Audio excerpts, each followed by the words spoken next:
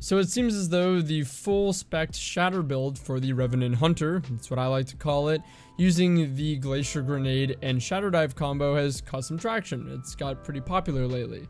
So I decided to switch gears and go the complete opposite way, an alternate way to play the Revenant Hunter, which is the slow and freeze spec variant. So the idea of this class is to give yourself as many ways to rid the enemy of their movement abilities and keep them in one place, ultimately allowing you to easily freeze them, and by doing so naturally loop your abilities to have that ready for nearly every engagement. To go over our setup and talk a little bit more of the in-depth synergies, we're going to be using Gambler's Dodge for this build. Personally, I prefer Strafe Jump.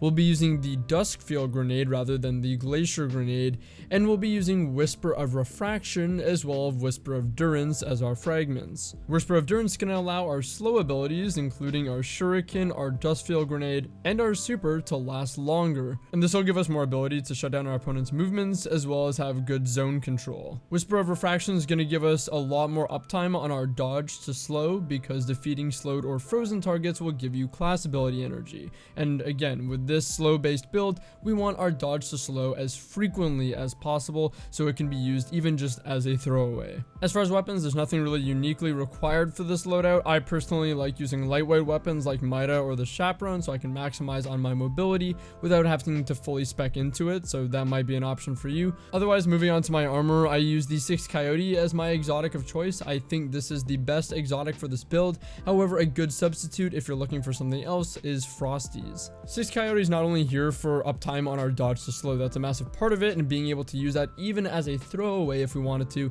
and still have dodge cooldowns is great. However, it's also good because it's going to allow us to use our dodge in combat to disengage from fights and stay alive, but also still have the uptime to use it to slow an enemy. As far as mods, other than my necessary stat mods, which will change for your build, and my unflinching and targeting perks, I can recommend impact induction on the arms as a must. Double impact induction on the arms lets you get roughly a third of your grenade back just for hitting one shuriken, which is insane.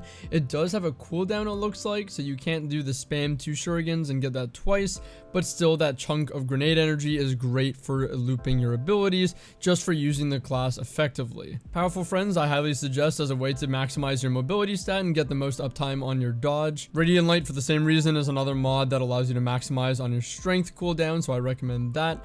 And lastly, Double Bomber. Double Bomber gives you, again, just like impact induction, a pretty sizable chunk of your grenade energy back simply for dodging, and guess what? You're going to be doing a lot of dodging because you have 2 of them and a lot of uptime on them. So again, the goal of this build, now that we've talked about it in full, is to slow your targets as frequently as possible, robbing them of their mobility, but also ultimately allowing you to freeze them if need be. Every time you slow a target with a given ability, it applies a certain amount of stacks of slow. For example, the Shuriken does 6 stacks of slow. The dodge to slow adds 4 stacks of slow. To freeze a target, you have to apply 10 stacks of slow.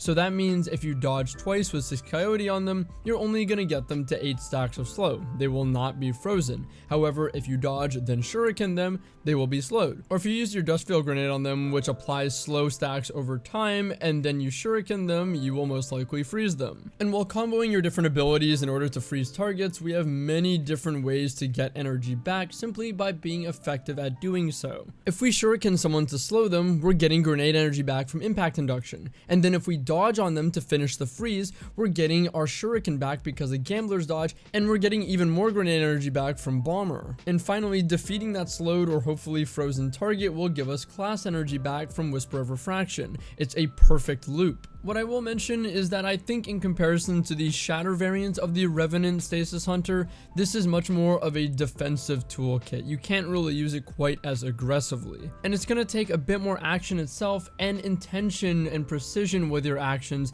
to really make the most of. But I think if you are successful with it, it could actually give you a higher skill ceiling. I know the main benefit of slowing a target is stopping their movement and robbing them of their movement, and being able to use the Duskfield Grenade to dictate someone's movement and completely counter it is incredibly powerful. But there's another aspect of slowing targets that is very, very valuable, and you already know what it is. It always comes back to this.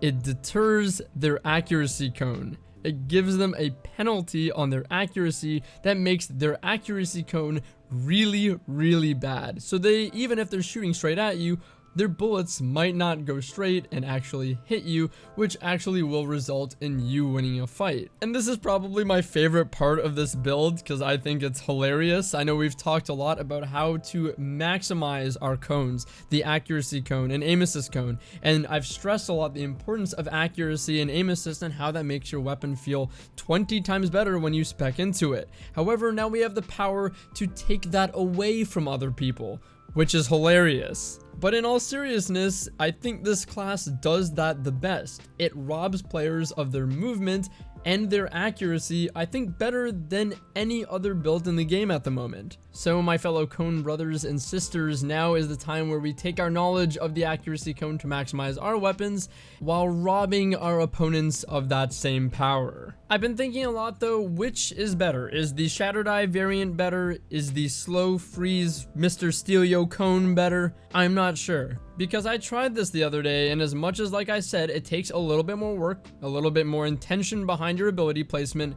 but it felt like it was giving me a higher skill ceiling, and I felt like I was more impactful to the team as a whole.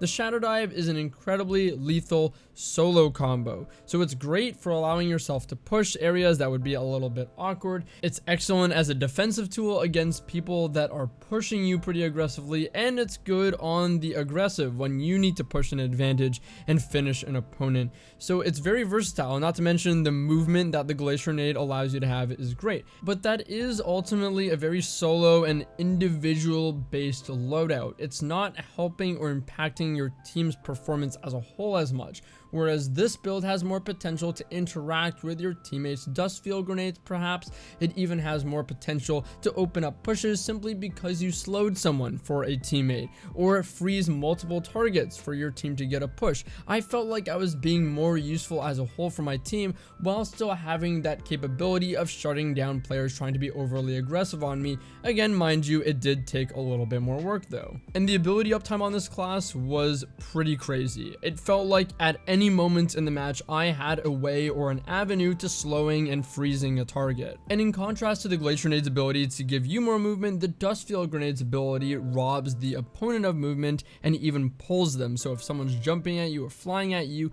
you can pull them away from you and then shuriken them to freeze them and really counter them in that regard, which I think is a pretty cool dynamic and has, again, a lot of contrast to the way the Shatter build plays. I'm really gonna have to experiment more with this slow freeze build with 6 Coyote versus my Shatter build with Mask of Bacchus. I really, at this point in time, cannot decide which one is better or which one is giving me overall more impact in a game with my team and a higher skill ceiling. Funny enough though, this build actually does counter the Shatter Dive build, because if you slow a target, they can't Shatter Dive, which is pretty funny.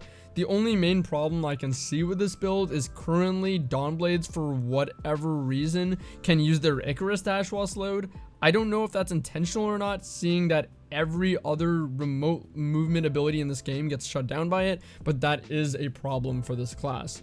Otherwise, I'd like to know what you guys think. Which do you think is better, the slow freeze build of the Hunter or the Shatter build? Tell me in the comments. Anyways, hope you guys enjoyed the video. Try out the build, see if you like it for yourself. If you guys did enjoy this video and you like the idea of this build and you haven't subscribed already, perhaps consider subbing to the channel. We're closing the gap on 100,000 subscribers and it would mean a lot to me. But if videos never truly finish without me plugging my Twitch channel, so check me out on Twitch, twitch.tv/Drewskys, links in the description. I hope to see you there, but as always, thanks for watching and I'll see you guys in the next one. Take care.